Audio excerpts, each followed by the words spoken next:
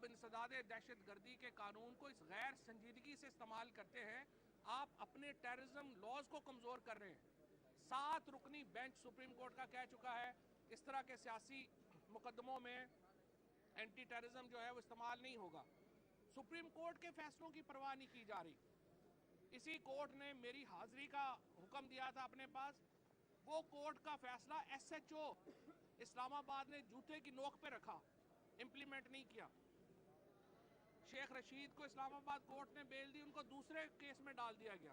Islamabad high court ने कहा आप इलेक्शन कराएं इस्लामाबाद में, इंप्लीमेंटेशन ही नहीं हुई।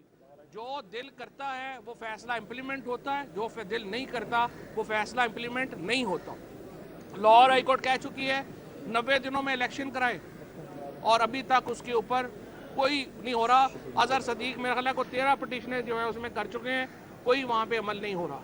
आज सुप्रीम कोर्ट ने भी वाजे किया है चीफ इलेक्शन कमिश्नर के ऊपर, आइन वाजे है। आप पाकिस्तान में जो फॉर्मल मार्शल लॉ लगाना चाहती है ये हुकूमत, फॉर्मल मार्शल लॉ लगा ले। पाकिस्तान के आइन को तो आपने वैसे ही जो है वो फारिग कर दिया है, ताकि हम 12 एक भरपूर आइन बहाली तहरीक के लिए तैयार हैं।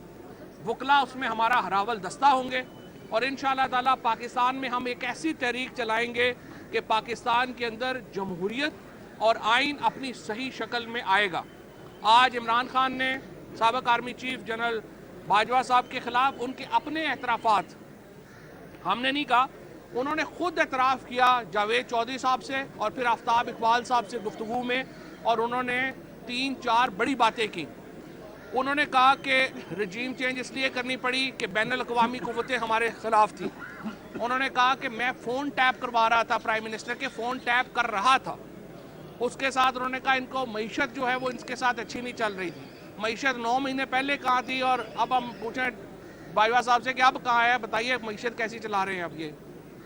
इन एतराफ़ात के बाद सदर ममलिकत जो पाकिस्तान के सुप्रीम कमांडर हैं, उनकी ज़िम्मेदारी बनती है कि वो तहकीकात का हुक्म करें और पाकिस्तान के अवाम के सामने रजीम चेंज की जो मुहर्रकात है, जो वैसे तो हमें मालूम है, लेकिन एक बाकायदा तहकीकात के नतीजे में वो मुहर्रकात पाकिस्तान के अवाम के सामने आने चाहिए। और सदर ममलिकत से हमारी दरख्वास्त ये भी है कि वो इसके ऊपर एक कमीशन कायम करने का हुक्म दें जो सारे मामलात को सामने लेके आए। बहुत शुक्रिया।